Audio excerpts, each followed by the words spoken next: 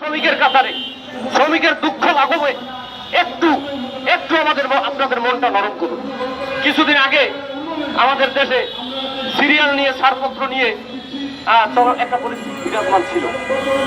দেখলাম কিছু কিছু শ্রমিক সংগঠন যে কাজটা মালিকদের, জাহাজের সিরিয়াল লোডিং মেনটেন করবে জাহাজের মালিক পক্ষ কিংবা সরকার পক্ষ, শ্রমিক আদেশ অনুযায়ী ছাড়পত্র অনুযায়ী জাহাজের গায়ে লোড দিতে দেবে।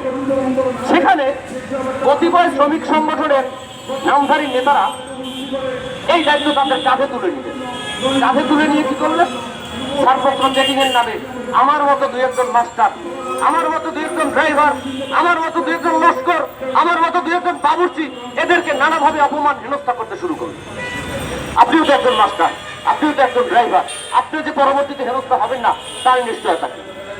আজকে তাদের তখন দেখলাম তাদের স্বতঃস্ফূর্ত অংশগ্রহণ সিরিয়াল বাণিজ্যের ব্যাপারে। আমি বাণিজ্য বলি, এর কারণ হলো পূর্বের ইতিহাস ঘাটলে এই সিরিয়াল বাণিজ্যের মাধ্যমে, ছাড়পত্র চেকিং এর মাধ্যমে অনেক মাস্টার ড্রাইভার, নেতা নামধারী স্বার্থান্বেষী কিছু নেতা, তারা আঙুল ফুলে কলা দাও, তাদের সম্পদের পাহাড়। আমার মতো একটা শ্রমিক হয়তো 30, 40, 50,000 টাকা বেতন পায়, কিন্তু অনায়াসে একটা জাহাজের মালিক, দুইটা জাহাজের মালিক হওয়া মুখের কথা নয়। নিশ্চয়ই তার সাথে কিছু দুর্নীতির আঘাত আছে। আমরা এই দুর্নীতি থেকে মুক্ত চাই। এইসব নেতাদের কারণে হয়তো আজকে আমাদের নৌপথের এই দুর্গতি, শ্রমিক সমাজের আজকে এই দুর্নীতি। পৃথিবীর ইতিহাস ঘাটলে শ্রমিকরা সবসময় নির্যাতিত, নিষ্পেষিত। আমরা আর নির্যাতনের শিকার হতে চাই না। আমরা নিজেদের অধিকার নিজেরা বুঝে নিতে চাই।